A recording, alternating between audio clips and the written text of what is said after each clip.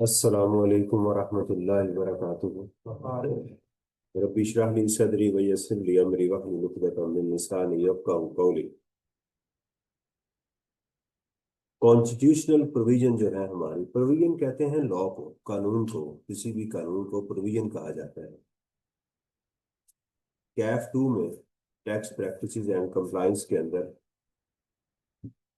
उन्होंने हमारे आइन का एक हिस्सा रखा है, जिसके अंदर उन्होंने आई कैप ने ये बात की है कि स्टूडेंट को ये बात का पता होना चाहिए कि हमारा कानून बनता कैसे है, लेजिस्लेशन किस तरह से की जाती है, उसके ऊपर ये बात की जा रही है। और इसके अंदर ये जो हमारा एग्जाम का क्वेश्चन नंबर 8 होगा, जिसके अंदर ये टेस्ट होता है, क्लियर। क्वेश्चन नंबर 8 के 3 चैप्टर्स हैं जो आई कैप ने ऐड किए हैं। नंबर 1, सिस्टम्स ऑफ टैक्सेशन, के टैक्स सिस्टम की क्या क्वालिटीज होती हैं, क्लियर। उसकी काइंड्स क्या है, उसकी जो है वो ऑब्जेक्टिव्स क्या है, रेवेन्यू ऑब्जेक्टिव्स क्या है, नॉन रेवेन्यू ऑब्जेक्टिव्स क्या है, राइट। इस तरह से हमने उसमें बातें, cannons of taxation, basics of taxation क्या है, ये बातें हमने उसमें डिस्कस की थी। दूसरी बात ये है कि ये कानून बनता कैसे है। उसके अंदर हमने चैप्टर नंबर 2 को, आई कैप जो है उसको स्टार्ट किया था खालिद साहब की किताब का। अभी चैप्टर नंबर 20 है, हो सकता है कि बाद में ये चेंज हो जाए। तो इस कॉन्स्टिट्यूशनल प्रोविजन के अंदर हमने कहा कि ये बेसिकली ये चैप्टर जो है कुछ इसके हिस्से हैं, इसमें कुछ मौजू हैं, इसमें कुछ टॉपिक्स हैं जो हमें डिस्कस करने हैं, जिसको आई कैप चाहता है कि मेरे स्टूडेंट को ये पता हो। एग्जाम में अगर आप इसकी इंटेंसिटी देखें तो कम है, उसकी जो मुझे समझ आती है ये इंपॉर्टेंट चैप्टर, लेकिन उसकी मुझे इंटेंसिटी के कम होने की वजह ये है कि चूंकि आजकल जो लोग पेपर बना रहे हैं उन्होंने ये कॉन्स्टिट्यूशन पढ़ा ही नहीं है। क्योंकि ये पहली दफा है कि फर्स्ट टाइम कॉन्स्टिट्यूशन को हमारे सिलेबस में ऐड किया गया है, तो माइट बी पॉसिबल कि वो जो चार्टर्ड अकाउंटेंट इस पेपर को सेट कर रहे हैं, चूंकि खुद उनको इसका नहीं पता, लिहाजा भी इसको छोड़ देते। लेकिन ये नहीं कहा जा सकता कि हम इसको छोड़ देंगे। हम आई कैप का जो स्टूडेंट होता है सीए का, वो सिलेक्टिव स्टडी नहीं करता। हाँ, उसकी जो इंटेंसिटी होती है, अगर उसने किताब को 4 दफा रिवाइज किया तो वो देखता है कि यार ये टॉपिक कम आ रहा है, तो इसको मैं 2 दफा 50% कर लूं। अपनी एनर्जी जो है वो दूसरे टॉपिक्स पे लगाता है, लेकिन वो छोड़ के कुछ नहीं जाता। कीप इन माइंड, ये बात अपने जहन में आपने रखनी है। स्टूडेंट कहते हैं सर मैं कौन से टॉपिक कर लूं कि मैं पेपर कर लूं, राइट। मैंने कहा अगर बात यहाँ तक ही आ गई है तो फिर मेरा ख्याल है आप रहने ही दें। समझ आ रही है ना कि जब वो कहते हैं ना कि बड़ा लतीफा है कि जी वो जंग शुरू हुई, तो जंग के अंदर जनाब वो एक मरासी थे, तो उनके घर उन्होंने दरवाजा नॉक किया, उन्होंने कहा जी खैरियत, उन्होंने कहा जी अपने बच्चे को भेजे, जंग है तो हमें लोग चाहिए। तो उसने कहा, मरासी ने कहा कि जे गल मरासी के पुत्र तक आ गई है तो हार मान लो तुम। समझ आ गई है ना कि अगर बात यहाँ तक पहुंच चुकी है कि आपने मरासियों को अब जो अपनी फौज में भर्ती करने लगना है, तो आपकी मेहरबानी है कि इसको लड़ें ना लड़ें। तो फिर वही हाल होता है उस बच्चे का जो एंड पे पूछ रहा होता है कि सर मैं क्या क्या कर लूं कि मैं पास हो जाऊंगा। तो फिर मेरा भी यही सवाल जवाब होता है कि गल मरासियों के पुत्र तक आ गई है तो बेटा फिर अगली अटेम्प्ट ते जरा ना फिर उन्हें देख लेना। समझ आ गई। इसलिए ये वाला, ये जो टीचर आपको कहता है कुछ चूरन बेचता है आपके साथ, तो वो बिल्कुल गलत कर रहा है, ज्यादती कर रहा है स्टूडेंट के साथ। कि ये मेरे ख्याल में ये सर गैस आ गया, फलां इदारे के टीचर ने कहा कि जी ये वाला क्वेश्चन इस दफा आने के चांसेस हैं। इस दफा इस अटेम्प्ट में भी बच्चे ने यही पूछा, सर वो इस दफा सुना सैलरी के बड़े चांसेस हैं। मैंने कभी, अगर आपकी वो ख्वाब आई है, अगर आपकी इंट्यूशन कहती है तो मैं नहीं कह सकता। नहीं सर सुनने में आया कि इस दफा सैलरी का। मैंने कहा बेटा उसकी हमेशा 80% चांस सैलरी के होते ही हैं। तो कौन सी कोई नई गिदड़ सिंगी किसी ने आपको बता दी है? ये पहले दिन से मैं आपको बता चुका हूँ कि यार इसके इतने परसेंट चांसेस हैं आने के। तो किसी ने कह दिया इस दफा चांसेस हैं, तो ना भी आया तो आप उसका क्या बिगाड़ देंगे? नहीं आया। समझ आ रही। तो इसलिए ये नहीं मजाज रखना। आपका आपका काम है कि मैंने तालीम हासिल करनी है, मैंने अपने आप को एजुकेट करना है। वो एग्जाम में आए भले ना आए, जिंदगी में वो चीज आपको काम जरूर देगी। बात समझ आ रही। आई क्या पूरी किताब तो नहीं टेस्ट कर सकता ना, तो वो सिर्फ सैंपलिंग करता है। तो इसलिए प्लीज इस मजाज को जहन में ना रखें। जो चीज करवाई जा रही है उसको तरीके से करें। नहीं समझ आ रही, discuss with me, let me, कि सर अब मुझे ये बात यहाँ से समझ नहीं आ रही। तो कॉन्स्टिट्यूशन के अंदर जो हमने बात की थी, एक जो बजट जो बनाती है फेडरल गवर्नमेंट भी बनाती है, प्रोविंशियल गवर्नमेंट भी बनाती है। हम अपने स्टूडेंट को फेडरल बजट जो है वो पूरा सिखा देते हैं, प्रोविंशियल बजट उसका रेप्लिका है। हम कहते हैं कि यार ये वाला बिल्कुल सेम है, अगर ये आ जाए तो इस लफ्ज की बजाय आपने ये वाला लफ्ज इस्तेमाल करना। वो हम बाद में आपको बता देते हैं, उसमें उसको याद करने की जरूरत नहीं होती, यही उसका रेप्लिका बन जाता है।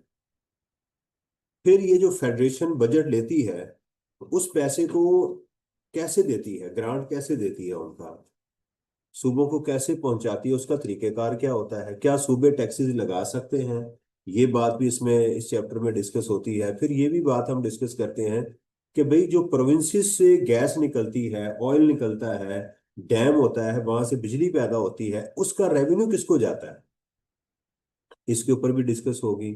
फिर लास्ट के अंदर जो है वो हमारे सिलेबस में ये है कि कौन कौन से टैक्सेस जो हैं वो गवर्नमेंट ने लगाए हुए हैं, फेडरल लेजिस्लेटिव लिस्ट के लेजिस्लेट कानून के अंदर कौन से जो टैक्सेस हैं वो यहाँ पर लगाए गए हैं। तो हम शुरू करते हैं। अभी तक जो हम चीज डिस्कस कर चुके थे उसमें हमने ये बात डिस्कस की थी कि पैसा जो आता है गवर्नमेंट को वो कहाँ जाता है। उसके दो अकाउंट्स हैं, एक को हम कहते हैं पब्लिक अकाउंट्स और एक को कहते हैं फेडरल कंसोलिडेटेड फंड। फिर उनका इस्तेमाल क्या है, फिर इसके कस्टोडियन कौन है, इस पैसे की हिफाजत कौन करेगा, ये कैसे यहाँ पर इशू होगा, ये चीजें हम यहाँ तक डिस्कस कर चुके थे। और फेडरल एक बड़ा फनी सा जो सेक्शन था, आर्टिकल था, federal consolidated expenditure charge upon federal consolidated fund, जिसके ऊपर कोई बहस नहीं होगी, इसके ऊपर जो है वो खर्चे नहीं होंगे। कश्मीरियों ने इसके ऊपर बहस की है फिलहाल, अभी उन्होंने पिछले दिनों इसके ऊपर अच्छी खासी बहस की है, तो बहस क्यों नहीं होगी जी। नहीं, दो यहाँ पर हमारे हैं ना, अभी हम आगे जाके पढ़ेंगे कि रेवेन्यू से क्या। मेरा ख्याल मैंने बताया था कि रेवेन्यू से मुराद तीन चीजें, टैक्सेस, रेवेन्यू। देखें, रेवेन्यू के सोर्सेज टैक्सेस हैं, रेवेन्यू मीन प्योरली हमारे टैक्सेस हैं। पहली ऊपर चीज है कि हमारे पास पैसा गवर्नमेंट के पास आ कहाँ रहा है, वो दो जगह हैं, एक है फेडरल कंसोलिडेटेड फंड और एक है पब्लिक अकाउंट।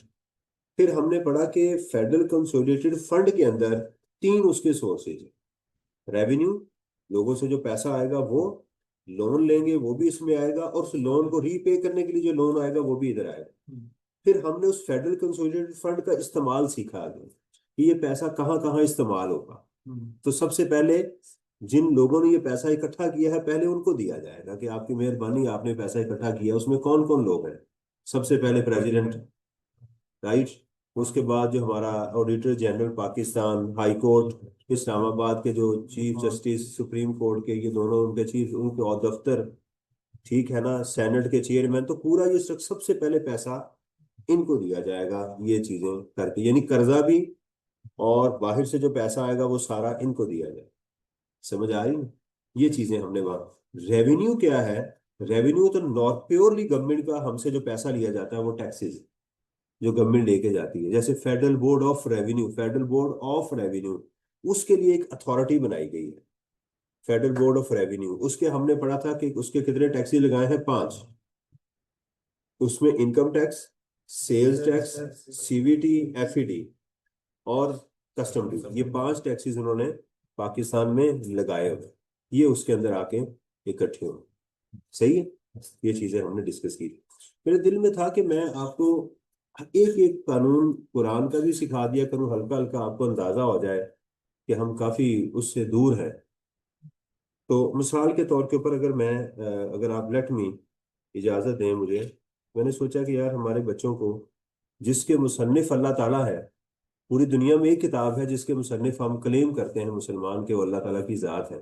तो अगर हम उसको जरा थोड़ा सा साथ साथ थोड़ा सा सीखें, कोशिश करें उसको डायरेक्ट पढ़ने, आप तर्जुमा पढ़ेंगे ना तो आपके अंदर वो चीज़ नहीं पैदा होगी, आपको ऐसे लगे बोरियत सी होगी।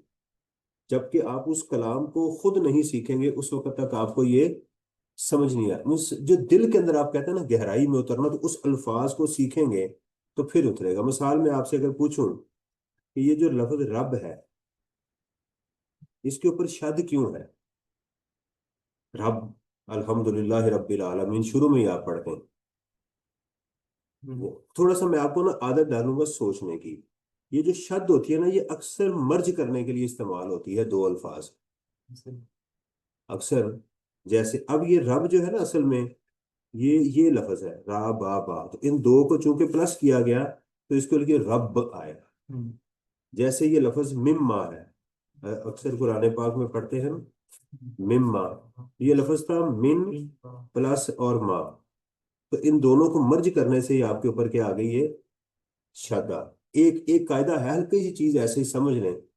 एक छोटी सी चीज है कि प्रेजेंट और फ्यूचर के लिए जो उनकी अलामतें होती हैं वो कौन सी होती हैं कुरान पाक में या अरबी में? प्रेजेंट और, अच्छा अरबी में एक ही टेंस है प्रेजेंट और फ्यूचर के लिए, दो अलग अलग टेंस नहीं है, उसको मुजारिया कहते हैं। सही है। इसकी अलामतें होती हैं अलिफ, ता, ता को तो चला गया ये, या और नून। ये चार अलामात होती हैं ग्राम जो कहते हैं। मैंने जितना सीखा बस मैं उतनी सी बात कर रहा हूँ।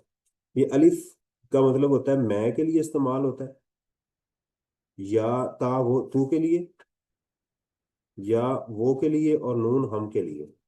बस ये आतैन अलिफ ता या नून, ये बात छोटी सी चीज हल्की हल्की याद करेंगे तो आहिस्ता आहिस्ता आप आपके अंदर दिलचस्पी पैदा होगी। फिर आपको अंदाजा होगा यार कुरान तो बड़ा ही आसान है। ये तो ऐसे ही कुछ लोगों ने नाउज बिल्ला इसके ऊपर एक तोहमत मेरा ख्याल बांधी हुई है कि कुरान को समझा नहीं जा सकता जब तक कि आप हमसे हमसे न सीख सके।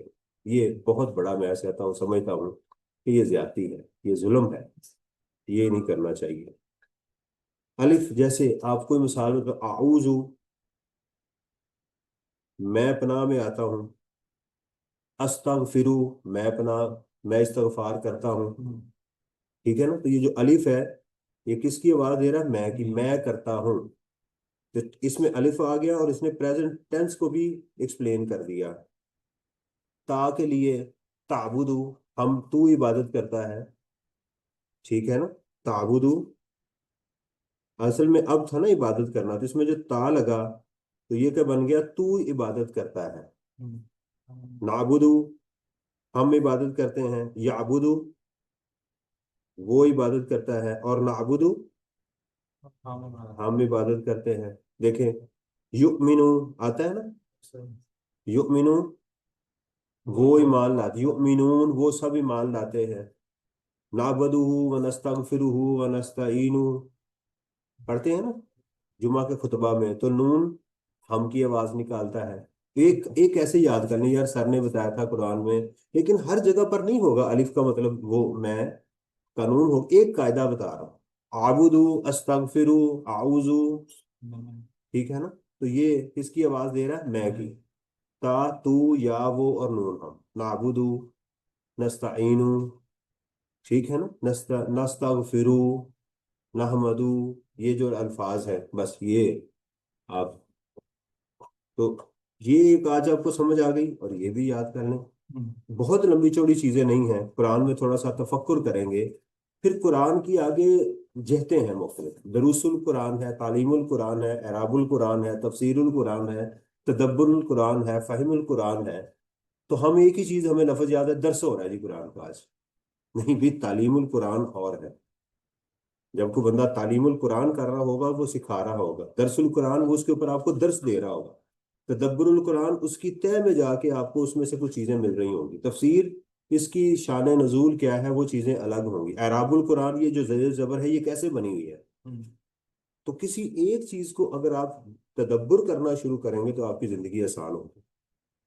तो इंशाल्लाह मुझे याद करवाइए, रोज मैं आपको कोई छोटी छोटी चीज बताऊं कुरान से। कभी कोई आयत छोटी सी बता दी। नबी अकरम सल्लल्लाहु अलैहि वसल्लम ने फरमाया कुरान की एक आयत का सीखना 100 नवाफिल से बेहतर है। कि मलवाटे ना बन जाओ, खुद भी सीखो, अकल से काम लो।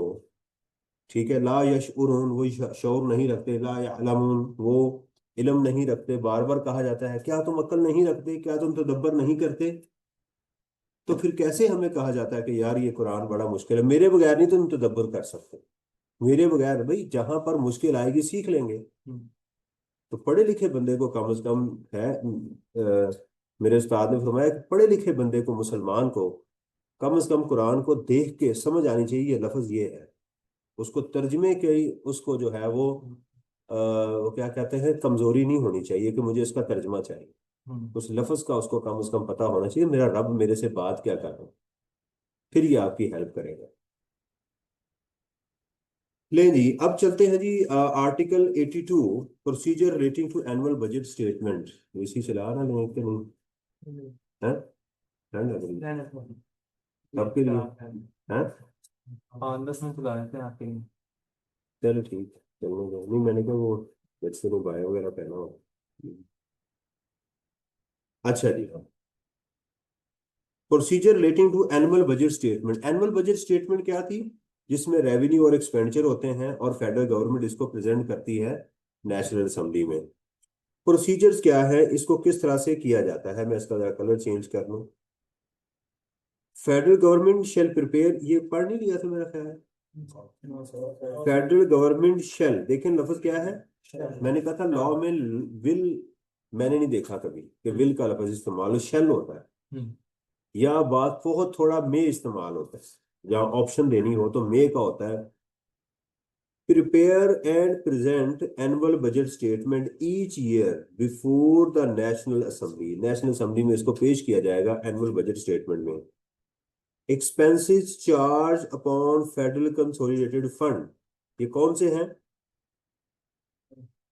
जो हमारे हुक्मरान हैं, बताया ना, उनके जो अखराजात हैं, जो यहाँ सबसे पहले एफसीएफ में से वो जो निकाले जाएंगे, उनकी तनख्वाहें, उनकी रेम्यूनरेशन, उनके दफ्तरों के खर्चे और इंटरेस्ट, वो भी यही से निकाला जाएगा, पता है ना आपको। यस।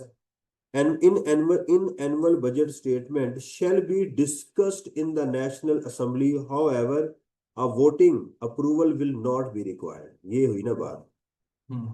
कि अप्रूवल इसमें कई। नहीं चाहिए, ये खर्चा आपको देना ही देना है, ये आपको ये होगा। समझ आ गई है इसके। Other expenses appearing in the annual budget statement shall be submitted to National Assembly in the form of demand for grant. जो अदर एक्सपेंसेस एक और डॉक्यूमेंट होता है जिसको डिमांड फॉर ग्रांट कहते हैं। इसकी अप्रूवल दे, मिसाल है कि इस कौम को एजुकेशन देनी नहीं देनी, इसके ऊपर डिस्कशन होगी, कितनी देनी है नहीं भी। इस दफा हो सकता है कि बहुत ज्यादा पढ़ लिख गए हैं, छोड़े इनको, इनको हेल्थ की एजु कितनी इनको देनी है। ये वाले जो छोटे छोटे मामला है ना, तालीम हो गई, सिक्योरिटी हो गई, इनके ऊपर वोटिंग होगी कि इनको देनी है। इसके ऊपर बिल्कुल भी कोई कंप्रोमाइज नहीं हो सकता। ये वाली बात, ये मैं नहीं कह रहा कानून में लिखा हुआ, आप ऐसे कहेंगे सर आप कैसी बात है, भाई लिखा हुआ है। आप देख लीजिएगा, डिमांड फॉर ग्रांट लिखें, नेट पे जाके सर्च कर लीजिएगा कि उसमें क्या क्या चीजें हैं जिसकी अप्रूवल मिलती है। और पहले चैप्टर में क्या पढ़ा था कि टैक्स का मकसद ही क्या होना चाहिए, पब्लिक के लिए होना चाहिए। और हम कॉन्स्टिट्यूशन में क्या कह रहे हैं कि सबसे बड़ी पब्लिक ये है, राइट। शूद्र और ब्राह्मण जो है उनको अलग अलग कर दिया गया। द असेंबली मे और may not agree to the demand for grant. Assembly इस पे चाहे एग्री हो चाहे एग्री ना हो। अगर आपकी असेंबली में 95% अनपढ़ लोग होंगे, राइट, तो कितना का एजुकेशन का बजट अप्रूव करेंगे? देखिए, अगर मुझे कुरान खुद पढ़ना नहीं आता तो मैं आपको क्या कहूंगा पढ़े, मैं आप कहूंगा यार नहीं तुमने नहीं इसको हाथ लगा। तो अगर तुमने कुरान को पढ़ना शुरू कर दिया तो मेरे से सवाल तुम ज्यादा पूछोगे। तो चूंकि मुझे नहीं पता तो लिहाजा तुम्हें भी, तो मैं यही कहूंगा ना कि इसको पढ़ने के लिए 14 चाहिए, लिहाजा तुमने इसको बस इसकी कदर करो, इसकी इज्जत करो, किताबों की उसको चूमो ऐसे बस। और जब वो लड़की की रुखसती हो उसके ऊपर रख के बस इसके लिए ये इसका इस्तेमाल करो। It may also reduce the demand, वो डिमांड को या तो रिजेक्ट भी कर सकते हैं, उसको कम भी। फ्यू एग्जाम्पल, ये एग्जाम्पल आप खुद याद कर लें, करनी है।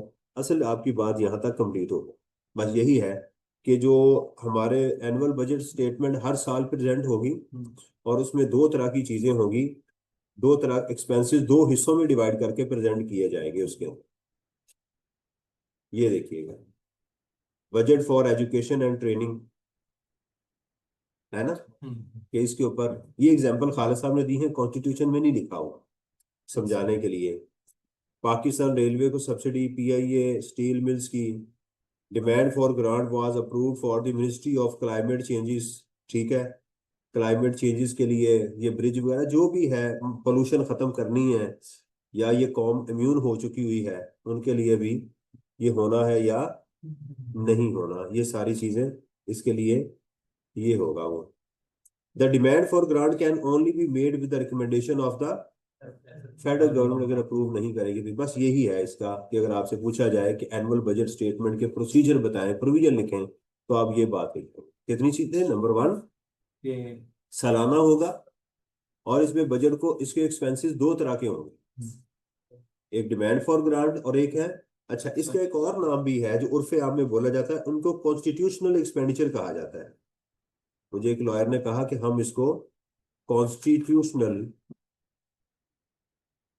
एक्सपेंडिचर कहते हैं, लंबा नाम है ना, इतना बड़ा expenditure charge upon federal consolidated fund, तो कहता है हम इनको कॉन्स्टिट्यूशनल एक्सपेंडिचर छोटे नाम से याद करते हैं, कि ये आईनी हक है, कानून आइन के जो है ना वो एक्सपेंडिचर है, वो लफ्ज कहता है हम यूज करते हैं। अच्छा जी, अब आ गया, बजट अप्रूव हो गया, बजट क्या हुआ, अप्रूव अप्रूव हो गया। मैं आपको इसका बताता हूँ। देखें, जब बजट तैयार होता है ना, तो बजट कमेटी जो होती है आपके, फॉर एग्जांपल यहाँ वापडा है, यहाँ पंजाब पुलिस है, आर्मी है, एफआईए वाले हैं, आईएफआई लिखे, एफआईए वाले हैं, और हमारे जितने भी डिपार्टमेंट हैं, इन तमाम डिपार्टमेंट को ये क्या करेंगे कि एक खत भेजते हैं, ठीक है, जिसको सर्कुलर लेटर कहते हैं। ये लिखा नहीं हुआ, सिर्फ आपको प्रैक्टिकली समझा रहा हूँ। एक सर्कुलर लेटर होता है, इन तमाम को भेजा जाता है कि भाई आप अपने अगले साल की डिमांड बताएं क्या है। जो साल है, साल आपका शुरू हो रहा है 2026, तो इससे पहले ही इस साल ये बजट तैयार हो, बजट प्रिपेयर होगा 2025 के अंदर। तो ये जो बजट कमेटी है, ये इन तमाम को एक लेटर भेजेगी, सर्कुलर लेटर, खाली होता है, उसमें सिर्फ लिखा जाता है कि स्टेशनरी कितनी चाहिए, सैलरियां कितनी देनी है आपको, रिपेयर एंड मेंटेन सारा दे दें। ये सभी लोग क्या करेंगे कि अपना इनको डिमांड जो है ना वो दे देंगे, सही है। ये डिमांड क्या करेंगे, इस डिमांड को नेशनल असेंबली में प्रेजेंट करेंगे एनुअल बजट स्टेटमेंट में, यहां से इसकी अप्रूवल होगी। जब अप्रूवल हो जाएगी, तो फिर उसके बाद जो प्राइम मिनिस्टर है, वो हर एक को वापस इसका एक लेटर भेजेगा, जिसको बोलेंगे expenditure of authorise authorised expenditures, authorised expenditure statement जो है, उसमें लिखा होगा आपने स्टेशनरी का मांगा था हमसे 5 करोड़ रुपया, आपकी अप्रूवल आई है 4 करोड़ रुपए की, आपने सैलरियों की इंक्रीमेंट इतनी मांगी थी, इतनी आई, यानी वो जो लेटर भेजा था उसके अगेंस्ट जो अप्रूवल आएगी नेशनल असेंबली से, उस स्टेटमेंट की बात की जा रही है। अब ये जो इदारा है, ये पूरा साल फिर इसके मुताबिक करेगा, जो मैंने पैसे मांगे मैं उसके अगेंस्ट खर्च नहीं करूंगा, उसके अगेंस्ट जो अप्रूवल आएगी मैं वो खर्च। उसके अगेंस्ट खर्च करूंगा। आप समझ आ गई ये बात की, मैं, मुझे जब तक वो लेटर मेरे पास नहीं आएगा, I will not start making expenditures, मैं उसके अकॉर्डिंगली खर्च करूंगा, ये उसकी बात की जा रही है। Authentication of schedule of authorised expenditure, ये कब होगा, नेशनल असेंबली के अप्रूवल के बाद, जब असेंबली में अप्रूवल हो जाएगी, उस असेंबली के बाद ये आपको मिल जाएगा।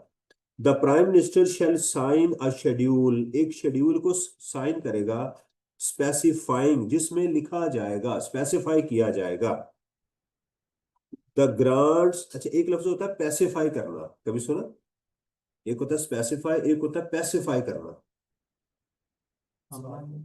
मसलन मिसाल के तौर पे कि लड़का जा रहा था, वो बेचारा ऐसे ऐसे जा रहा था, तो मैंने ऐसी शरारत की, रख करके उसके जनाब एक थप्पड़ लगा दिया, मजाक किया, तो उसने जब मेरी तरफ देखा तो उसके हाथ में गन थी,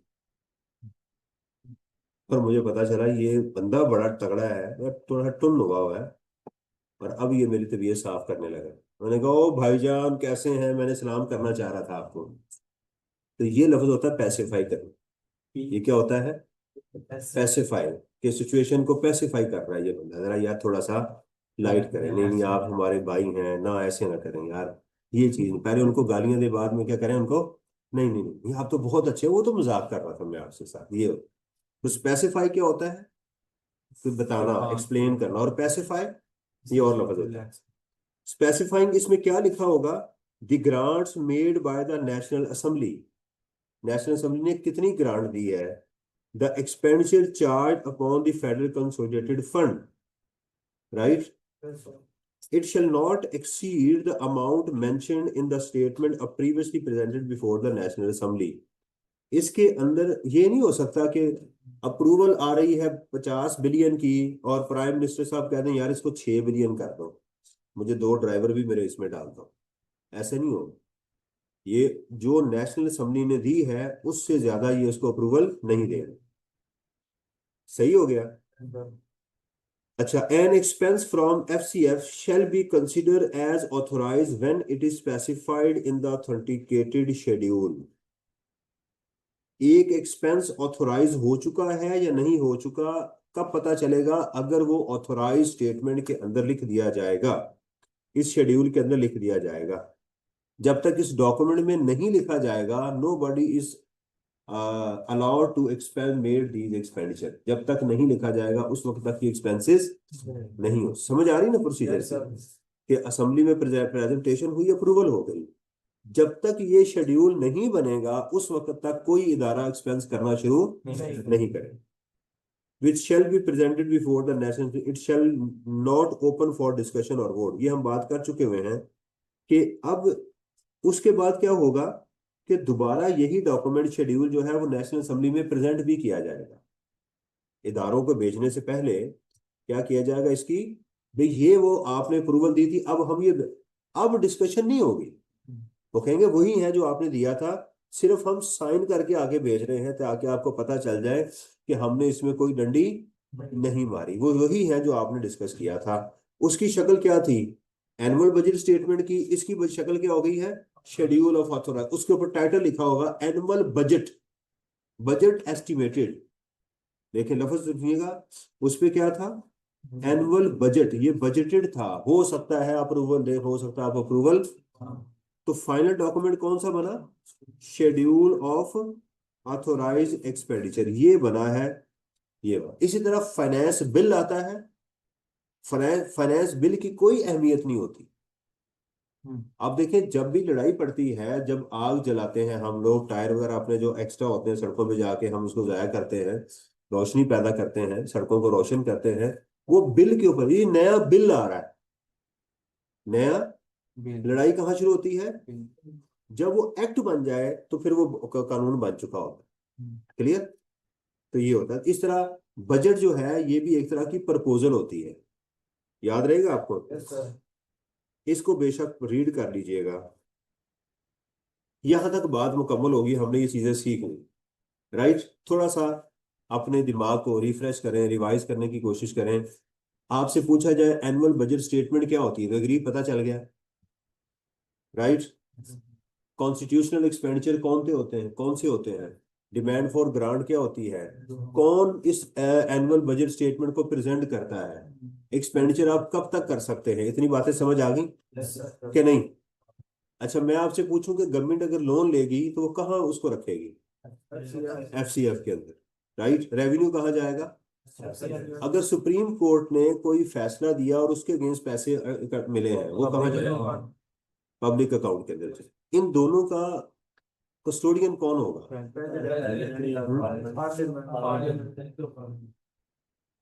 पार्लियामेंट फैसला करेगी, पार्लियामेंट के एक्ट के मुताबिक होगा कि किसने इसको करना है। कौन से एक्सपेंडिचर के ऊपर डिस्कशन होगी और किस एक्सपेंडिचर की वोटिंग होगी? उनकी डिस्कशन होगी और वोटिंग भी होगी। और जो कॉन्स्टिट्यूशनल एक्सपेंडिचर है उनके ऊपर कोई डिस्कशन नहीं होगी। कौन सा ऐसा डॉक्यूमेंट है जो असेंबली में सिर्फ प्रेजेंट होता है, उसके ऊपर डिस्कशन भी नहीं होती? Schedule of authorised expenditure. समझ आ गई ना? तो ये चीज। अब आता है कि साल शुरू हो गया, साल शुरू होने के बाद पता चला कि जनाब वो जो बजट हमने अप्रूव किया था उसमें कमी हो रही है, कमी ज्यादती हो रही है। कमी तो नहीं करते, हमेशा ज्यादती ही करते हैं उसमें, बढ़ाते हैं। उसका तरीकेकार क्या है, उसको लॉ हमें क्या गाइड करता है, उसका भी हमें पता होना चाहिए। उर्फे आम में इसको मिनी बजट कहते हैं कि यार मिनी बजट आ गया। गवर्नमेंट का ये भी टूल होता है कि वो जानबूझ के बाद चीजें मेन बजट में नहीं डालते। समझ आ रही? जैसे एक मरीज का ऑपरेशन हुआ हो तो उसको टीका कुछ भी नहीं कहता। जिसका पेट कटा हुआ है उसको जितने मर्जी टीके लगाई जाए, उसके लिए तो अब असल पेट तकलीफ तो उधर शुरू हुई हुई है। तो फिर वो क्या करते हैं कि कुछ चीजें जानबूझ के भी, आप कहेंगे सर इसका सबूत दे वरना आपको जेल करवा देंगे, डाले उठा के ले जाएंगे, मेरे पास कोई सबूत नहीं। राइट? कि मैं ये साबित कर सकूं, ऐसी चीजें होती हैं कि सप्लीमेंट्री बजट। सप्लीमेंट्री क्या होता है? आप लोग, हम जब स्टूडेंट होते तो सप्ली लगवाते थे। सप्ली एक्स्ट्रा जो लगवाते थे। तो हमने खाना खाया तो पहले फॉर एग्जाम्पल कि मैंने उससे जो था वो दाल ले ली, या फर्ज करें कि मैंने उससे मटन की प्लेट ले ली। तो हम रोटी तो जाहिर बात है कि माशाल्लाह जब स्टूडेंट होते हैं तो हम दबा के खाते हैं। अब क्या हुआ कि हम जानबूझ के ये करते थे कि थोड़ा सा नान बचा लेते थे, सालन हम सारा खा लेते थे। उसे कहते यार सप्ली ला। तो फिर वो खाली शोरबा जो था वो लेके आता था। तो फिर हम वो शोरबा थोड़ा सा बचा लेते थे, फिर कहते थे नान ले आओ। तो इस तरह से कुछ चार एक नान हम लपेट जाते थे एक प्लेट के साथ। ये तरीका, बार बार सप्ली ले, तो सप्ली क्या होती है? एक्स्ट्रा, यानी दोबारा जो है वो चीज आप मंगवाई जाती है। इस तरह सप्लीमेंट्री और एक्सेस ग्रांट जो है वो किस तरह से की जाती है? In a financial year it is found that, अगर ये पता चल जाए the authorised expense for a particular service, किसी खास मकसद के लिए डैम बनाना था, राइट, किसी काम के लिए, इज इनसुफिशिएंट, ये असल वजह बनी कि वो क्या है? इनसफिशिएंट है, वो मुनासिब। और expense for a new service is required, या कोई नया काम आ गया, जैसे फ्लड आ गया, नॉर्मल रूटीन में नहीं आता, आ गया, उसके लिए पैसे चाहिए, ऐसा पहले काम नहीं हुआ था। एकदम ट्रम्प भाई ने कहा कि जी मैं पहुंच रहा हूँ और मेरा वफद भी आ रहा है साथ, और ये काम हम करने आ रहे हैं, उसके लिए आपको कुछ चीज चाहिए, which is not included in the annual budget statement. खर्चा कम पड़ गया है लेकिन वो एनुअल में नहीं था। या amount spent on any service exceed the amount granted. आप कहेंगे सर ये कैसे हुआ? कि आपको कहा गया था कि आपने 5 बिलियन का खर्चा करना है लेकिन हो चुका है 6 बिलियन का। आप कहेंगे कैसे हो गया जब आपको ऑथोराइज इतना कहा गया था? भी देखें, जब इमरजेंसी कभी आ जाती है तो फिर ये सोचा नहीं जाता कि पहले मैं इसकी अप्रूवल लूं। मसलन एक बंदा डूब रहा है, मेरे पास रस्सी नहीं है, मैंने सामने से रस्सी लेनी है दुकानदार से कि यार इसको मैंने निकालना है, और मेरे पास बजट नहीं है। उसका तो यार एक मिनट डूबना ना, मैं जरा अप्रूवल रस्सी की लेके आता हूँ।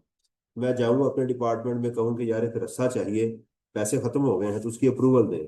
फिर मैं असेंबली में जाऊँ, वहां से अप्रूवल लेके फिर मैं पैसे लेके और मैं उस बंदे को पैसे दूं, रिलीज हो, चेक मेरे नाम पे हो, फिर मैं रस्सा लूं और उस बंदे को मैं वहां से निकाल लूं।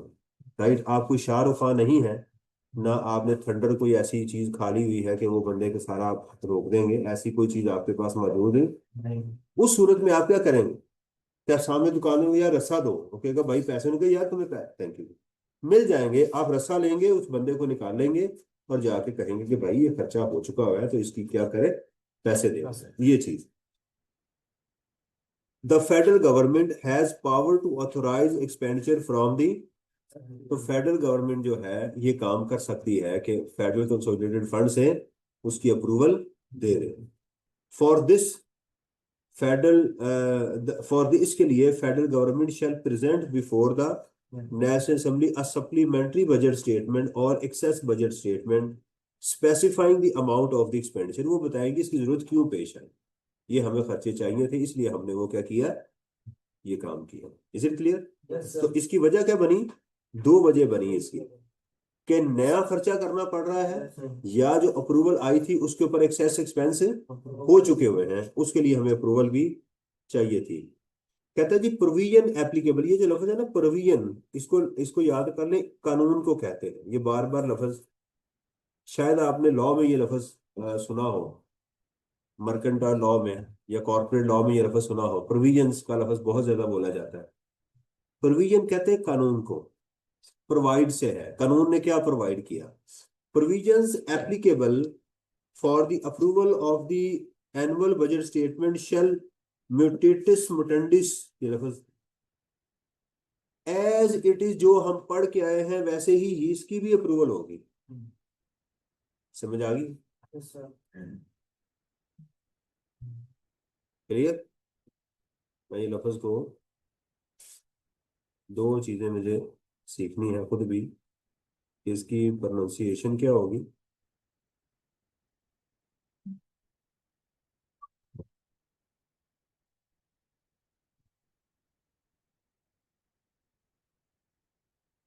पहले तो इसकी मीनिंग देखते हैं।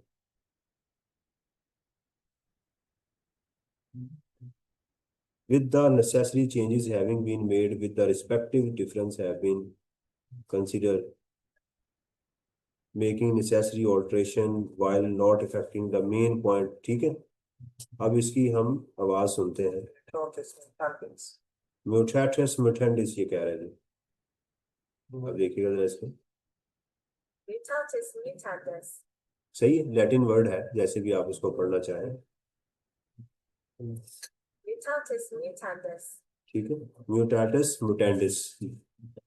हम जाहिर बात देसी एक्सेंट में बात करें तो अप्लाई टू द सप्लीमेंट्री और एक्सेस बजट, जो एनुअल बजट स्टेटमेंट की रिक्वायरमेंट है वो एज इट इज इसके ऊपर भी अप्लाई होगी। अच्छा जी, आगे है जी वोट ऑन अकाउंट। ठीक है, वोट ऑन अकाउंट क्या होता है। अब पहले ही सवाल था कि नॉर्मल प्रोसीजर है एबीएस, सप्लीमेंट्री बजट भी उसके ऊपर वो आ गया। अब क्या हमने ऐसी कोई अप्रूवल दी है कि अभी बजट प्रेजेंट ही नहीं हुआ उससे पहले खर्चों की अप्रूवल दे दें। ये वो है वोट ऑन अकाउंट। ठीक, अकाउंट अकाउंट आप अकाउंटिंग में क्या कहते हैं उधार पे, परचेज्ड गुड्स ऑन अकाउंट पढ़ते हैं ना लफ्ज। ऑन ऑन अकाउंट हमने खरीदनी, उधार पे खरीदनी, पेमेंट बाद में करेंगे, ऐसे समझ लें। Power of national assembly to approve estimated expenditure in advance without going through the specified procedure. तो इसमें सवाल भी यही था, क्या ऐसा पॉसिबल है कि मुल्क के अंदर एक्सपेंडिचर कर दिए जाएं बगैर प्रोसीजर, फॉर्मल प्रोसीजर के। द आंसर इज यस, वो ये है कि विदाउट बाईपास, ठीक है, by bypassing the normal procedure the expenditure में बी अप्रूव्ड। वो नेशनल असेंबली है, द नेशनल। अच्छा, यही जब आप प्रोविंसेस में जाएंगे ना तो वहां यहां लफ्ज लिख दीजिएगा वोट ऑन अकाउंट की जगह प्रोविंशियल असेंबली। जहां जहां प्राइम मिनिस्टर आ रहा है वहां उसमें जाके लफ्ज क्या यूज कीजिएगा, चीफ मिनिस्टर। यहाँ प्राइम मिनिस्टर है तो वहां, यहाँ प्रेसिडेंट होगा तो वहां पर क्या यूज करेंगे, गवर्नर आपका वर्ड यूज करेंगे। बस ये रिप्लेस करते जाएंगे, सेम वही हो जाएगा। वहां एनुअल बजट स्टेटमेंट का लफ्ज सेम होगा, एक्सेस बजट वहां भी सेम होगा। तो अगर एग्जाम के अंदर ये बात आ जाए कि प्रोविंसेस का लिखें तो आपने वर्ड रिप्लेस कर देना बस। The National Assembly can make any grant in advance of estimated expenditure for a part of the financial year।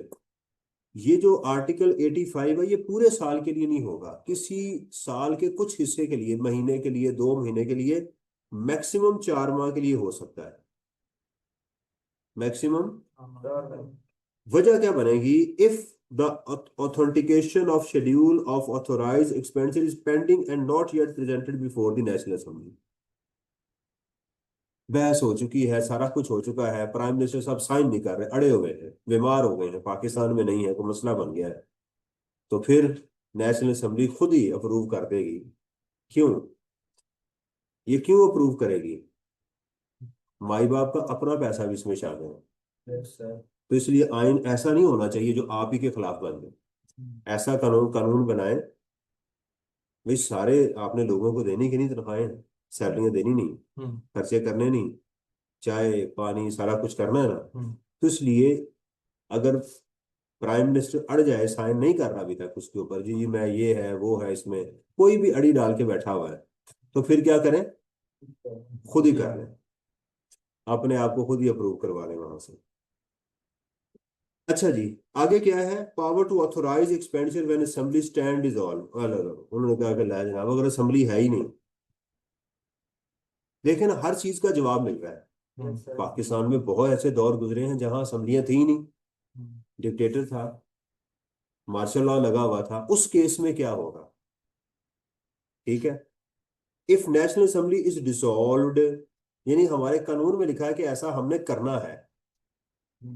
ठीक है, the federal government may authorise expenditure from the FCF for estimated expenditure for a period of not more than 4। देखिए ये दोनों जो चीजें आपको article 85 और 86 जो नजर आ रहे हैं ना, ये वियर्ड सर्कमस्टांसेस है,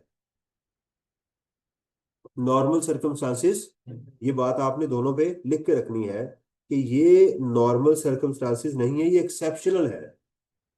एक्सेप्शंस हैं कि कब हम जो ऊपर पढ़ के आए हैं एंड नॉर्मल प्रोसीजर को कब वायोलेट किया जा सकता है, ये दो चीजें वो, ये वायोलेशन वायोलेशन नहीं कहना चाहिए क्योंकि आइन के अंदर ही बात लिखी हुई है, नेशनल असेंबली भी कर सकती है, और अगर खुद ही नेशनल असेंबली नहीं है तो फेडरल गवर्नमेंट भी 4 माह के लिए इसको कर देगी। वजह वही है, if the authentication of the schedule of authorise by the prime minister is pending, अगर वो पेंडिंग है। अच्छा ये जो है, ये सिर्फ इसमें कोई रूल नहीं बताया जा रहा, सिर्फ पार्लियामेंट का या मजलिस शूरा का बताया जा रहा है कि ये क्या होती है। राइट, इसको जरा पढ़ें देखें, थोड़ा सा पढ़ के देखें आपको क्या समझ आ रही, अपने आप को इम्यून करें, अपने आप को क्या करें, इम्यून करने की। इम्यून कैसे करेंगे, जब आप खुद रीडिंग की आदत डालेंगे। मैं तो एक एक लफ्ज आपको पढ़ा रहा हूं, आप जरा इसको पढ़ के पहली लाइन को सोचें कि क्या कहा जा रहा है, आप मुझे बताएंगे सर इस फर्स्ट लाइन में ये कहा जा रहा है।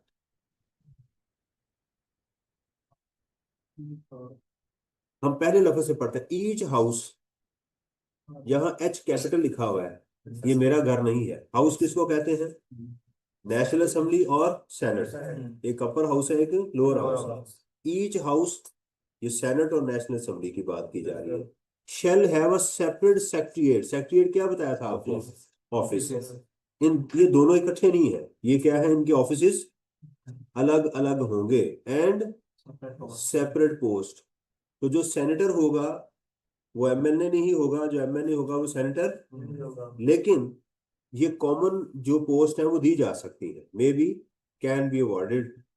हमारे पाकिस्तान में कुछ ऐसे लोग हैं जिनकी जो सेनेटर भी हैं और एमएनए भी, इसलिए कहा गया कि सेनेटर भी हो सकता है और वो एमएनए भी हो, लेकिन नॉर्मल क्या होगा, दोनों ऑफिसेस अलग होंगे और इनकी पोस्टें भी अलग होंगी। आगे देखिएगा, 2 को पढ़िएगा, क्लॉज 2 को। पार्लियामेंट से क्या मुराद है, जो ऊपर हम पढ़ के आए थे, दोनों हाउसेज और प्रेसिडेंट था उसमें। मे रेगुलेट द रिक्रूटमेंट, रिक्रूटमेंट क्या कहते हैं, नौकरी देना, रिक्रूट करना, and the conditions of service of persons, और कंडीशन से क्या मुराद है, उनकी कंडीशन जो है, उनकी सर्विस की condition, appointed to the secretariat staff of both houses, कि यानी पार्लियामेंट ये फैसला करेगी कि इन दोनों हाउसेस के जो लोग हैं वो कितने होने चाहिए, कितनी देर के लिए होने चाहिए, ये फैसला यही करेगी। अब ये पब्लिकली बात नहीं हो रही, अब किनकी हो रही है, ये जो हमारी लेजिस्लेटिव बॉडी है इसकी बात बताई जा रही है कि इसका तरीकेकार क्या होगा। समझ आ गई,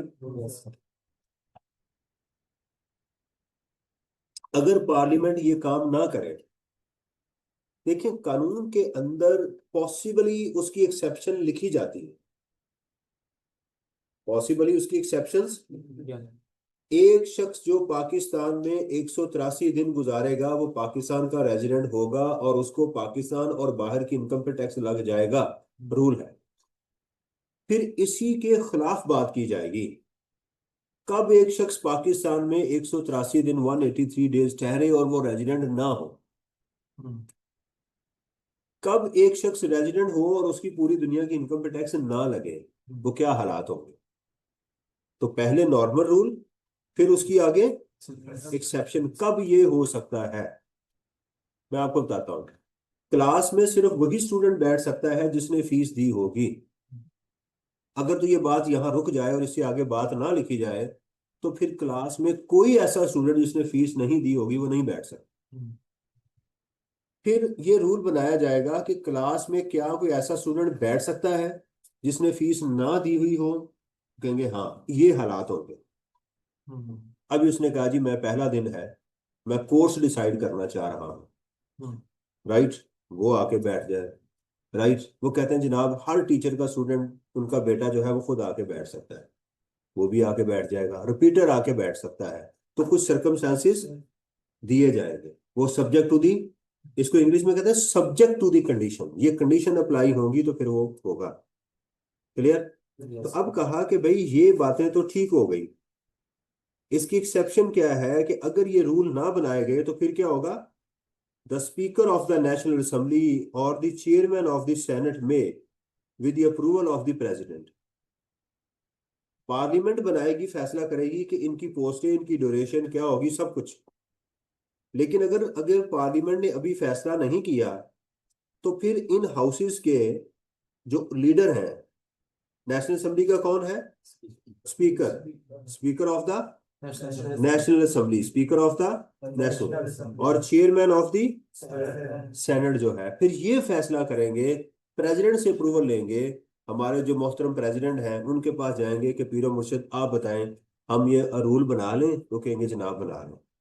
तो ये फिर आप उनके रूल बना के उसको कर देंगे। ठीक है जी, ये इसको पढ़ लीजिएगा।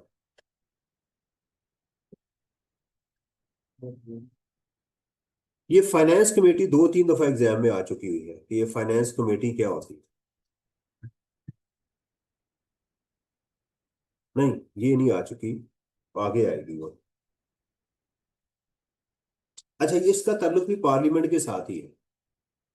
ये जो भी आपने आर्टिकल 87 पढ़ा है ना, तो 88 दोनों कर लीजिएगा। ये अलग चीज चलनी शुरू हो गई, पार्लियामेंट के अपने कंस्ट्रक्शन को डिस्कस किया जा रहा है, फाइनेंस कमेटी। अभी क्या बात चल रही थी, अभी हम किस मौजू में हैं, बजट की बात नहीं कर रहे हैं। अभी हम पार्लियामेंट की बात, इनके खर्चों की बात कर रहे हैं, इनके प्रोसीजर की बात कर रहे हैं। अब जो बात डिस्कस करने जा रहे हैं आर्टिकल 88 के अंदर, वो ये है कि साहब इनके जो खर्चे हैं वो कैसे होंगे पार्लियामेंट के। अगर हम इसको देखें जरा नेट के ऊपर, अगर हम पूछें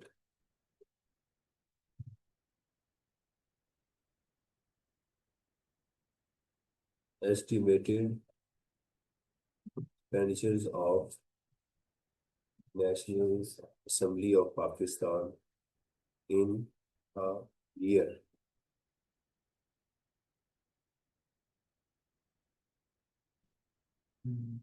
ये जी $62 बिलियन हमारी खिदमत के लिए इस्तेमाल होते हैं। yes, राइट, यही है ना टोटल फेडरल बजट है, ये ऐसे ही yes, अच्छे खासे हैं ना, ये अच्छे खासे हैं ना। ये टोटल जो बजट है उसकी आगे बात की जा रही, 25-26 में ये है। इसके आगे नेशनल असेंबली का मैंने सिर्फ इससे पूछा था, उसने मुझे आगे कई और कहानियां सुना दी हैं। बहरहाल, तो इसका भी होगा और सेनेट का भी खर्चा होगा। मराहत होती हैं इनको, पेंशन मराहत होती हैं इनके लिए, गाड़ियां होती हैं। मेरी एक स्टूडेंट थी, तो वो एक दफा उसको मौका मिला यूनाइटेड नेशन में काम करने।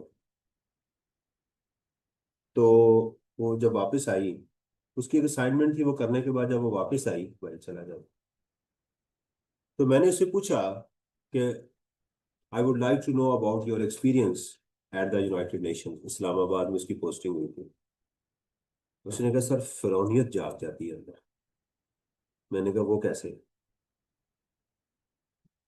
तो उसने कहा कि सर जब हमारी गाड़ी निकलती थी ना, तो मेरी गाड़ी के आगे और पीछे पुलिस की गाड़ियां होती थी और एक एम्बुलेंस होती थी। और जहां जहां से मैंने गुजरना होता था, आवाम जो थी वैसे डरबों में बंद होती थी और हमें देख रही होती थी। कहती वो जो चीज दिल में पैदा होती थी ना कि हाँ ये है बात। कहती सर सैलरी उसका अशरे अशीर भी नहीं। कि आप जा रहे हैं और एक फिरौनियत जो आपके अंदर आ रही है कि जनाब सब लोग आपके एहतराम में खड़े हैं। कहती सर उसका मजा आ। ये जो चीज होती है ना, ये बड़ी कमाल की हो। समझ आ रही है? तो ये वो एक्सपेंडिचर हैं जिनकी अब हम बात करने लगे हैं, वो मराआत हैं जो दी जाती हैं। यानी कितना अजीब लगता है कि मैं रोड पे जा रहा हूँ, मैं अपने ऑफिस जाना चाह रहा हूँ और मुझे एक वार्डन और आगे से गन तान लेता है मेरे पर, यहां से इधर ही खड़े हो। क्यों? तुम्हारे अब्बू गुजर रहे हैं यहाँ से। अब वो जो गाड़ियां गुजरती हैं 50-60 मेरे सामने से, उसके दिल के मेरे दिल के ऊपर क्या बीतती है? ये मेरा पैसा चल रहा है, मेरा पैसा है, मैं हर साल दे रहा हूँ, ये गाड़ियां भी मेरी है। ये जो बंदा गन तान के खड़ा है, ये गन भी मेरी है, ये मुलाजिम भी मेरा ही है। और मेरे साथ कैसा सलूक कर रहा है, और इसने मुझे ऑफिस से लेट कर रहा है भाई, और वहां से पैसा कमा के मैंने इनको देना है। क्या बीतती है फिर दिल के ऊपर? तकलीफ होती है ना। इस वजह से अवाम पे टैक्स नहीं देते, चोरी करती है टैक्स। दुनिया की जो स्टडीज है, मैंने तो थीसिस किया हुआ है इसके अंदर, टैक्स के ऊपर पीएचडी की है इसके अंदर। तो ये वजह है पूरी दुनिया के अंदर, वो कहते हैं कि अगर अपनी आवाम से टैक्स लेना है, इसको सर्विसेज प्रोवाइड करो पूरी दुनिया में। लेकिन जो मर्जी कर लो इनके साथ, अगर तुम इनको गुड्स और सर्विसेज प्रोवाइड नहीं करोगे, ये टैक्स चोरी करेंगे। क्योंकि ये इंसान की जिबिल्लत के अंदर चीज मौजूद है। मैं अगर कुछ कर रहा हूं तो मुझे क्या मिलेगा इसका? वो बेशक अबू क्यों ना हो, वो बेटा क्यों ना हो, वो बीवी क्यों ना हो, आप किसी भी शक्ल में एक्सपेक्ट जरूर करते हैं। ये आपके खालिक ने आपके अंदर ये चीज रखी हुई है कि मेरी इबादत करो क्योंकि मैं रब हूं। नहीं, मैं रब तो हूं, लेकिन इसके अगेंस्ट तुम्हें इनाम दो, वो जन्नत मिलेगी तुम्हें। तो जो उसने ये जिबिल्लत में रखा हुआ है, ये एक्सपेरिमेंट है बंदर के ऊपर जो आप नेट पे देखिएगा, जिसको हम रेमुनरेशन कहते हैं। कि दो बंदर हैं, उन्होंने लिए और एक हाथ में उसने क्या किया है कि वो कोई बेर या कोई अजीब सी चीज थी, और एक हाथ में उसने अंगूर पकड़ ली। तो वो दो पत्थर फेंके उनके कैबिन में, और जब वो दोनों लेकर आए, एक बंदर को वो अंगूर दे और एक को जो है वो जो था वो कोई और चीज थी उसके पास जो अच्छी नहीं थी, उसको दे। मैं से समझा कि वो बेर था या इस तरह की चीज उसको पसंद। अब वो बंदर देखता है कि वो भी पत्थर लेके आता है और ये इसको क्या दे रहा है? अंगूर। और मैं जब लेके आता हूँ तो मुझे आगे से बेर पकड़ा देता है। ठीक है। वो फिर जनाब वो दो दफा करता है, तीन दफा नेट पे पड़ी हुई है, वो बड़ी जबरदस्त है, कंपनसेशन के नाम से आपको मिलेगी। तो जब तीसरी दफा वो लेके आता है ना, तो वो उसको मारता है, वो उसके मुंह पे मारता है। कहता है वो दो जो उसको दे रहे हैं, दोनों काम सेम कर रहे हैं। उसको तुम अंगूर दे रहे हो और मेरे हाथ में जनाब तुम बेर पकड़ा रहे हो। तो ये उसने बताया कि ये इंसान की फितरत है। आप उसके अगेंस्ट उसको कंपनसेट करें। आप बच्चा, आप अच्छा लग रहा है आपको, बच्चे को बुलाएं, उसको पप्पी शप्पी करें, उसको कोई चीज भी दें, दोबारा आपके पास आएगा। खाली उसको बेटा इधर आओ चीजी ले लो, उसको करेंगे तो वो नहीं आएगा दोबारा। बेशक वो बात नहीं कर सकता, कुछ नहीं कर सकता, उसके बाद वो कहेगा कि ये इस बंदे को हमारे घर में नहीं आना चाहिए। उल्लू का पट्टा जो है ना, जब आता है मुझे जनाब अपना फायदा ले लेता है, मेरा मेरा कोई नहीं काम करता ये। समझ आ रही? करके देख लीजिएगा, छोटे बच्चे को करके फितरतन वो ऐसा है। उस बच्चे ने, उसको किसी ने सिखाया है? दो तीन दफा आप उसके साथ कर ले, वो आपकी शक्ल अपने दिमाग में रख लेगा। ही इज द कल्प्रेट, ये मुजरिम है मेरा, जो हर साल मेरे से सर्विसेज ले लेता है और उसके अगेंस्ट मुझे कोई रेमुनरेशन नहीं पे कर।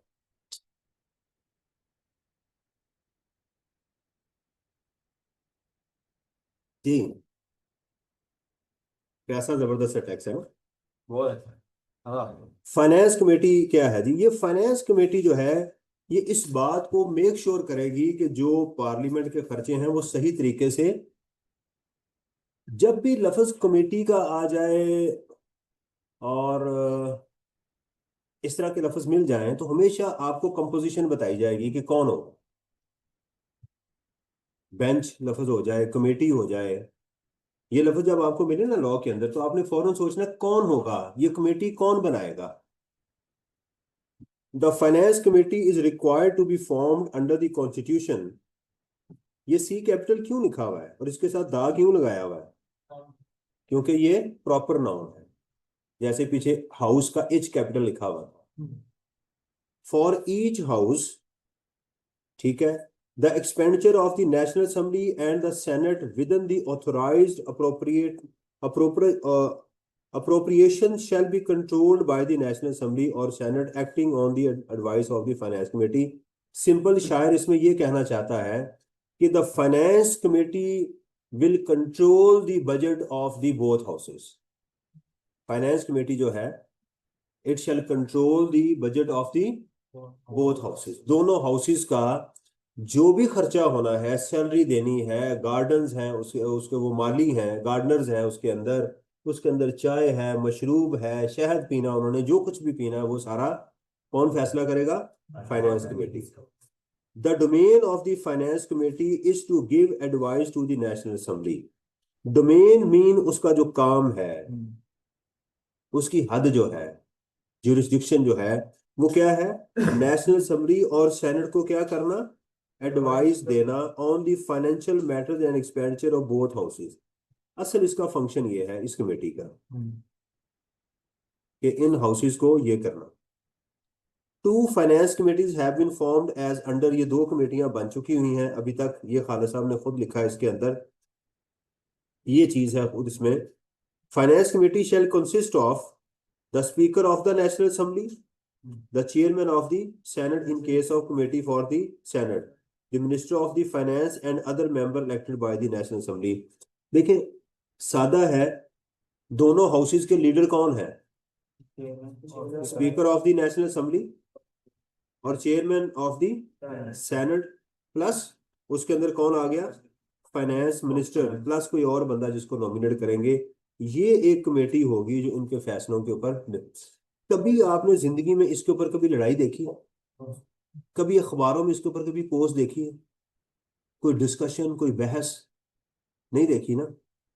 इसका मतलब कि इसको कंट्रोल करते हैं, इस इंफॉर्मेशन को लीक नहीं होने देते कि हम ये जो पैसा आपसे ले रहे हैं, हमारी जो मराआत है, इनको नहीं लीक होना चाहिए, वरना मालिक क्या होगा? नाराज हो जाएगा। तो ये चीज है।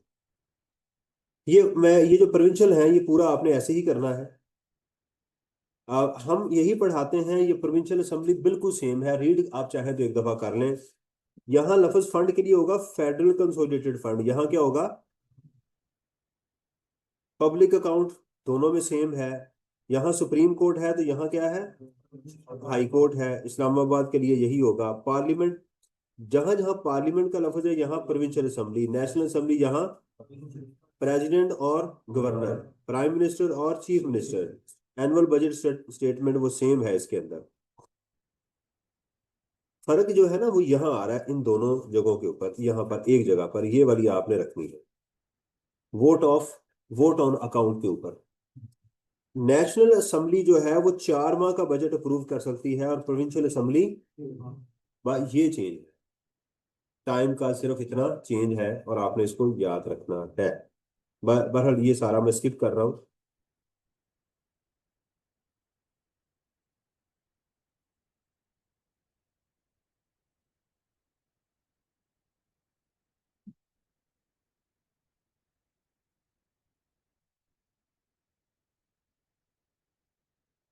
ये अब नेक्स्ट मॉड्यूल ये आ गया। अच्छा, वो जो था ना लफ्ज ऊपर था फाइनेंस कमेटी, एग्जाम में ये आया हुआ है। मैं गलती से आपको क्या गया था कि फाइनेंस वो कमेटी है, वो था फाइनेंस कमीशन, एनएफसी अवार्ड। सुना लफ्ज एनएफसी अवार्ड? सूबों को जो हिस्सा दिया जाता है।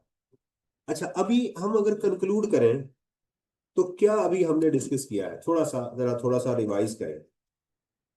हमने बजट के प्रोसेस को डिस्कस किया, यस सर। कौन प्रेजेंट करेगा, कब प्रेजेंट करेगा, सही है, कैसे प्रेजेंट करेगा, अगर असेंबली नहीं होगी तो क्या होगा। लफ्ज को जरा मेरा सुन के जरा रिमाइंड करें कि आपको जेहन में कुछ आ रहा है। Schedule of authorised expenditure, flash हुआ कुछ, यस क्या चीज होती है, कौन करता है इस पे साइन, प्राइम मिनिस्टर। कब करता है साइन, जब असेंबली से अप्रूवल हो जाए। अगर इस डॉक्यूमेंट पे साइन ना हुए हों तो फिर कौन सी अथॉरिटीज हैं जो इसके सिग्नेचर के बगैर खर्चा कर सकती है। नेशनल असेंबली, कितने माह के लिए, 4 माह के लिए। और इसके अलावा भी हमने पढ़ा ना एक और, 2 एक्सेप्शन मैंने आर्टिकल 2 पढ़ाए हैं इसके। और अगर पार्लियामेंट डिसॉल्व, अगर नेशनल असेंबली हो ही ना तो फिर फेडरल गवर्नमेंट, राइट, वो भी 4 माह के लिए। तो अगर इस स्टेटमेंट के ऊपर साइन ना हुए हों तो उसकी फिर 2 एक्सेप्शन होगी। इन 2 सूरतों में यहाँ यहाँ एक्सपेंडिचर किए जा सकते हैं, रुकेंगे नहीं, मुल्क का खर्चा नहीं रुकेगा, राइट। पार्लियामेंट का कौन फैसला करेगा इसकी पोस्टों का, दोनों हाउसेस का पार्लियामेंट फैसला करेगी। और अगर पार्लियामेंट नहीं है तो फिर प्रेसिडेंट फैसला करेगा। तो फेडरल गवर्नमेंट की देख लीजिएगा, प्रेसिडेंट फैसला करेगा उन दोनों का, ठीक है।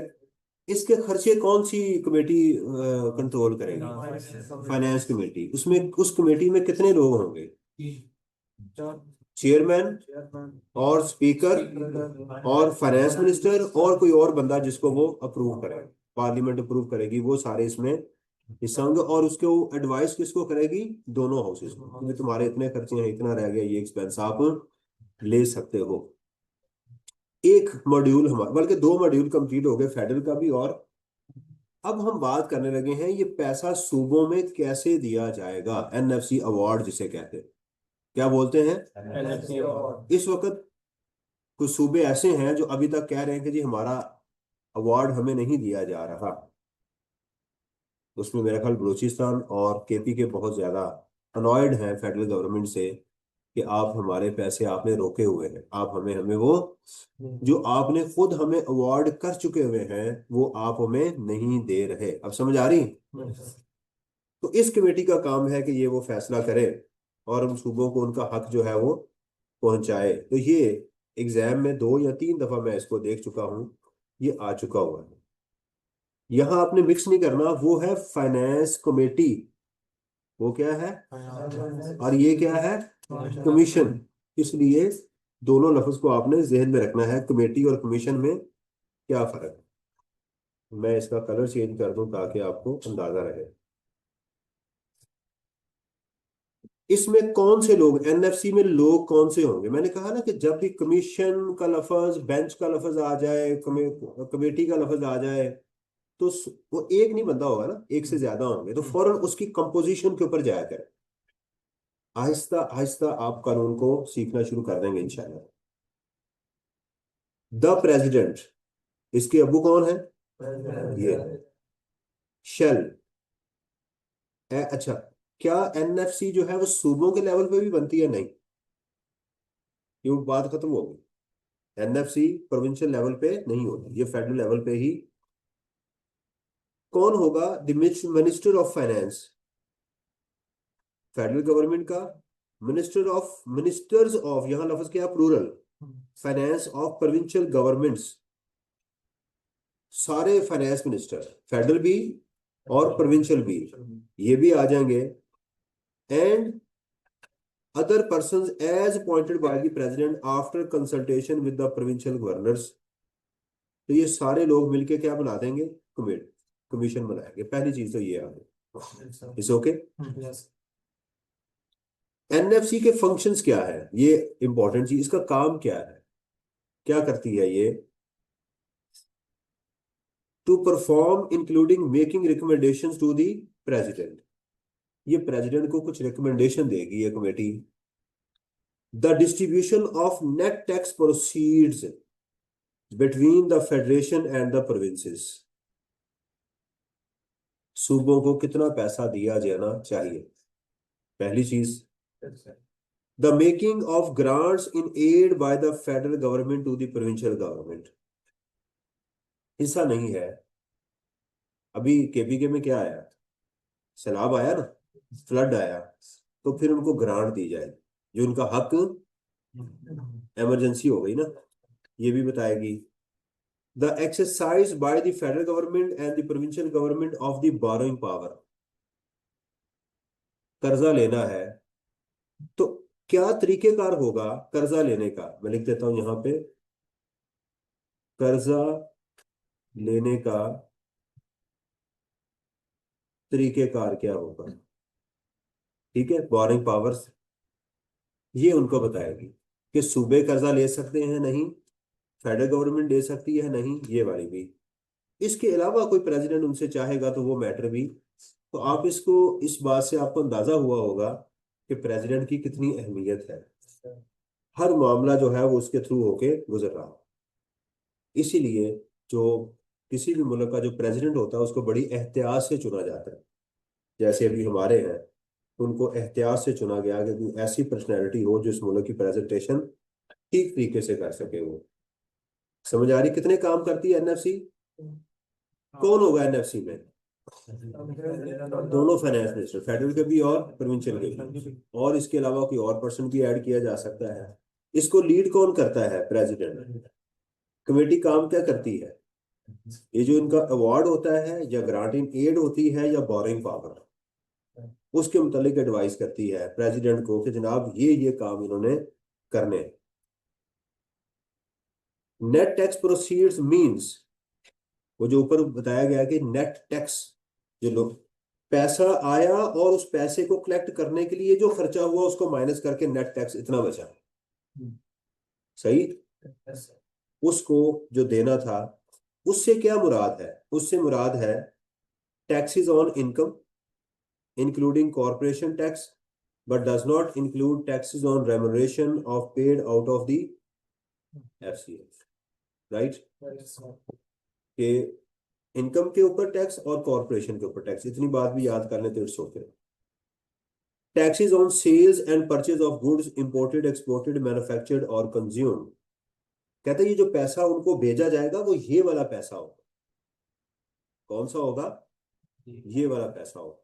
ठीक है, लोगों इनकम टैक्स समझ लें, सादे अल्फाज में ये सेल्स टैक्स और एफईडी है, लेकिन आप इसको ऐसे ही याद कर लें, tax on sales and purchase of goods. Export duties on cotton such as other export duties as specified by the president. और प्रेसिडेंट इसके अलावा कोई और ड्यूटी लगाना चाहे वो भी। नॉर्मली जो मेन बात की गई है, income tax, sales tax, federal excise duty, duty, 5 taxes लगाए हैं ना गवर्नमेंट ने, तो ये उन्हीं की बात तकरीबन कर रहा है अपने अल्फाज के अंदर कि वो इसमें क्या होंगे, शामिल होंगे। इधर चला गया, राइट जी। Share of the province in each NFC award shall not be less than the share in the previous award। जो पिछला उसको पैसा दिया गया था ये अवार्ड उससे कम नहीं होना चाहिए। ये कॉन्स्टिट्यूशन ने क्या कर दिया, एनएफसी को बाउंड कर दिया कि जो पहले पैसे दिए थे अब उससे कम आपने पैसे। भाई पॉपुलेशन बढ़ चुकी हुई है, इंफ्रास्ट्रक्चर अगले साल तक बढ़ चुका हुआ है, तो आज इन्फ्लेशन बढ़ गई है, तो आज कम कैसे पैसे देंगे आप। सूबा तो नहीं काट दिया ना आपने, सूबा तो उतना ही है, प्रोविंस उतना ही है। तो एक चीज ये भी इसमें आ गई, the federal finance minister and the provincial finance minister shall monitor the implementation of the award biannually, half yearly basis के ऊपर ये इसको मॉनिटर करेंगे। होश में आएंगे तो ठीक है, इसको क्या करेंगे, मॉनिटर करेंगे कि ये पैसा वाकई जितना मिलना चाहिए था मिल गया या नहीं मिला। And present there report before both houses of parliament and provincial assemblies. और आप नेशनल और प्रोविंशियल असेंबली के अंदर जाके बताएंगे कि साहब आपने जो इतना पैसा इकट्ठा हुआ, इतना इतना पैसा इन इन सूबों को हमने बांट दिया हुआ। ये अपनी रिपोर्ट को क्या करेंगे, प्रेजेंट करेंगे। देखें आइन के अंदर क्लैरिटी कितनी अच्छी है। कानून कितना जबरदस्त पाकिस्तान का है। आप दुआ करें अगर ये कानून लग जाए, आइन की पासदारी हो, कानून की बालादस्ती मुंह से ना हो, प्रैक्टिकली हो।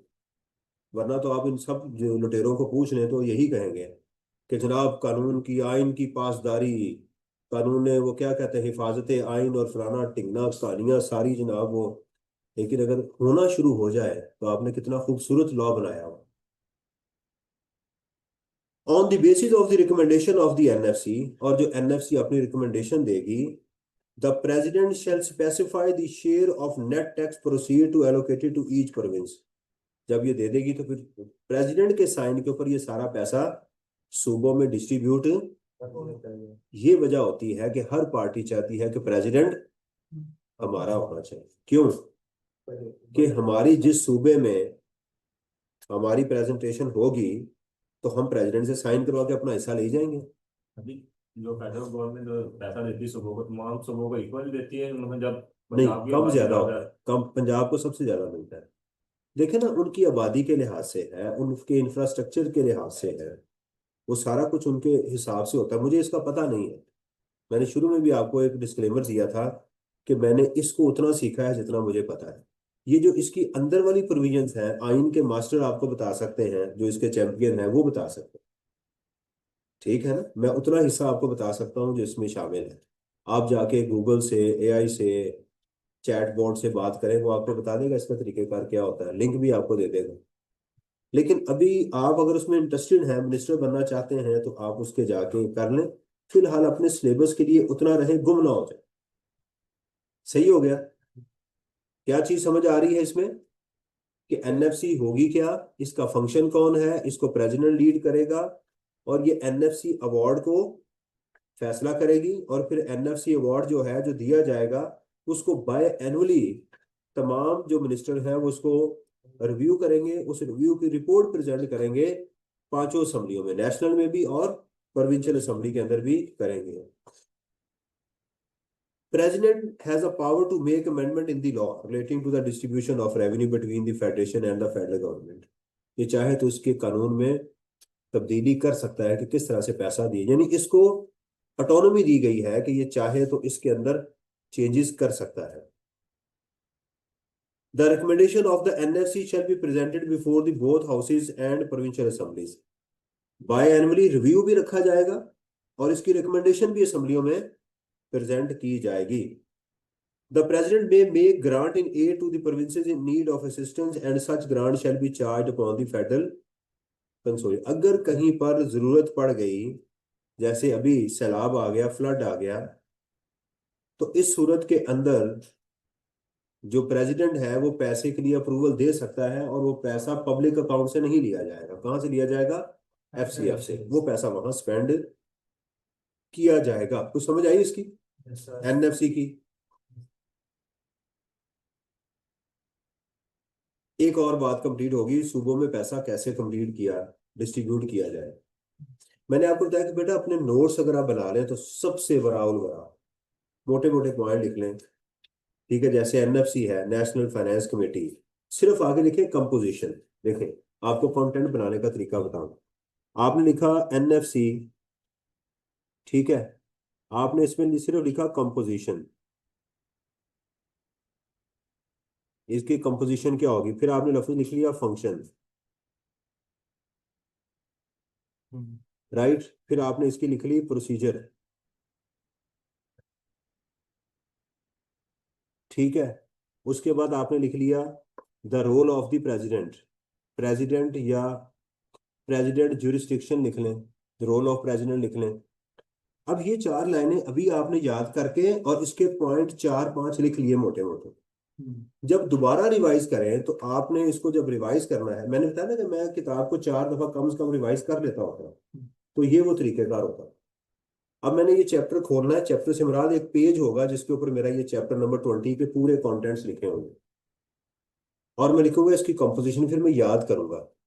इसके आगे मैंने अपनी किताब का पेज नंबर लिखा होगा कि ये फलां पेज के ऊपर मैंने लिखा हुआ।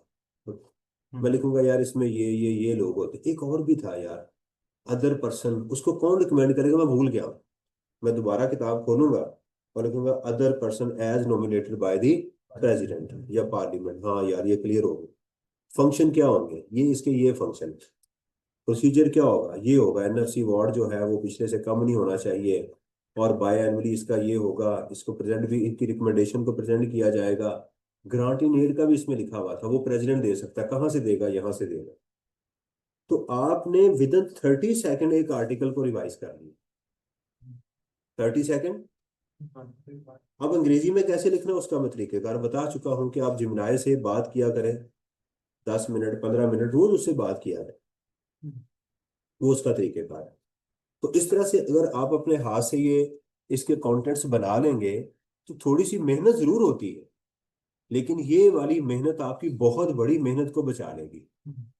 आज अगर ये 4 लाइनें लिखेंगे तो इट मीन्स कि आपने फ्यूचर का 1 घंटा 30 मिनट बचा लिए हैं, जो आपको पूरा आर्टिकल पढ़ने में लगेंगे। ठीक है। मैंने क्या कहा था कि मेरे उस्ताद ने कहा कि all chartered accountants are hard workers, but all hard workers are not chartered accountant. May be, हो भी सकते हैं, और ये उसकी वजह है, हार्ड वर्किंग नहीं, स्मार्ट वर्क करें। हार्ड वर्किंग नहीं बल्कि स्मार्ट वर्क करें।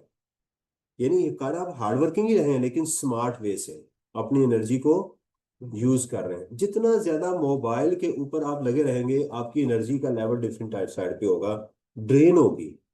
देखिए अल्लाह ताला ने आपको एक सेट एनर्जी दी हुई है। आपका टारगेट विजन है सीए। आप जैसे ही मोबाइल को ओपन करेंगे आप कुछ एनर्जी अपनी ड्रेन कर देंगे, इधर से ड्रेन करेंगे, इधर से ड्रेन, यहां तक पहुंचते पहुंचते आपकी एनर्जी कम होती जाएगी। अगर आप अपने इस सेल फोन को रोक लेंगे, मैं आपकी आज की एग्जांपल देता हूं।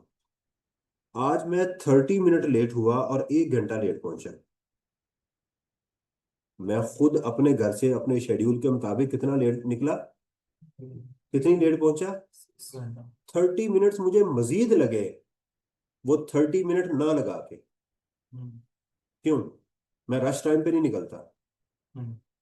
तो अब चूंकि मैं 30 मिनट लेट हुआ तो मैं पब्लिकली, जो पब्लिक जिस टाइम पे नहीं, मैं भी उस टाइम पे निकल पड़ा। तो पेट्रोल भी ज्यादा लगा, मुसीबत भी ज्यादा, गाड़ी भी ज्यादा आपकी डिप्रिसिएट हो रही है, और मेरा टाइम भी ज्यादा लगा, मेरी एनर्जी भी ज्यादा लगी। तो ये चीज मैं कहता हूँ थोड़ी आप एनर्जी पहले पुट कर लें ताकि एग्जाम के दिनों में आप रिलैक्स। नॉर्मली मैं एग्जाम में रिलैक्स होता था थ्रू आउट सीए, इल्ला माशाल्लाह किसी पेपर में, क्योंकि पहले मैं रिवाइज करके एग्जाम के दिनों में मैंने कुछ क्वेश्चन रखे होते थे, उसकी कॉपी करवा के, वो होता था भी यार ये वाला क्वेश्चन है, वो पहले ही किया होता था मैंने, दोबारा सिर्फ करना होता था अपना टेम्पलेट सेट करने की। नया न्यूमेरिकल मैं नॉर्मली एग्जाम में नहीं करता, वो पैनिक क्रिएट करता है। ठीक है। और मैं उस दिन जरा रिलैक्स, क्योंकि मेरे 4-5 एग्जाम कंसेक्टिव होते थे, मैं छुट्टी नहीं होती थी, तो वो पहले ही मैं मेहनत करके बैठा हुआ था।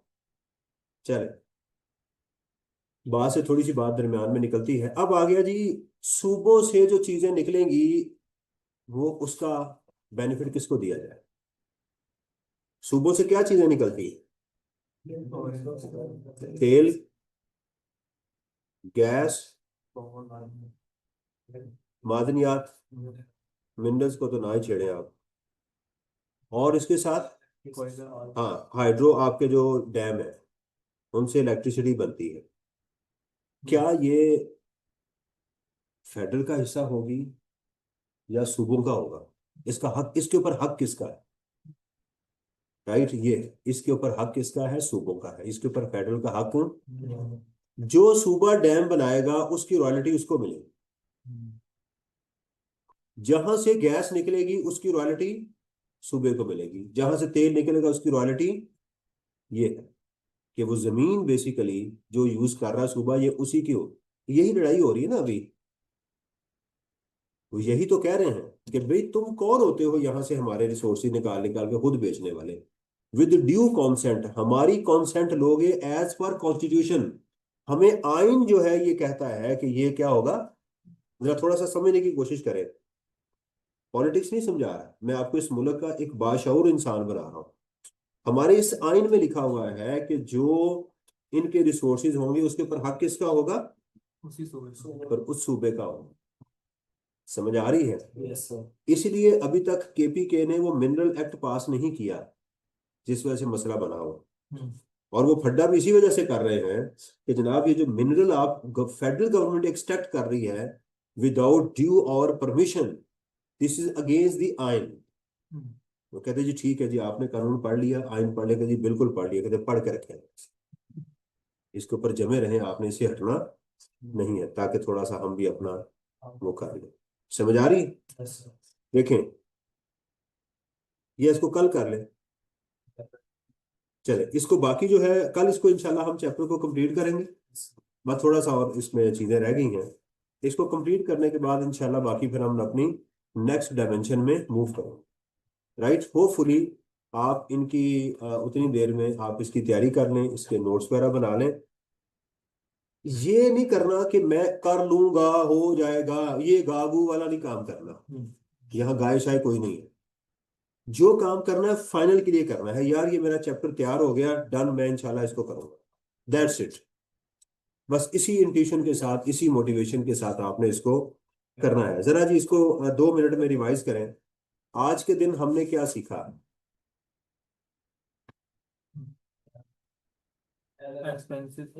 आज हमने बजट के अलावा सीखा कि अगर एनुअल बजट नॉर्मल प्रोसीजर से हट के एक्सेप्शन को सीखा।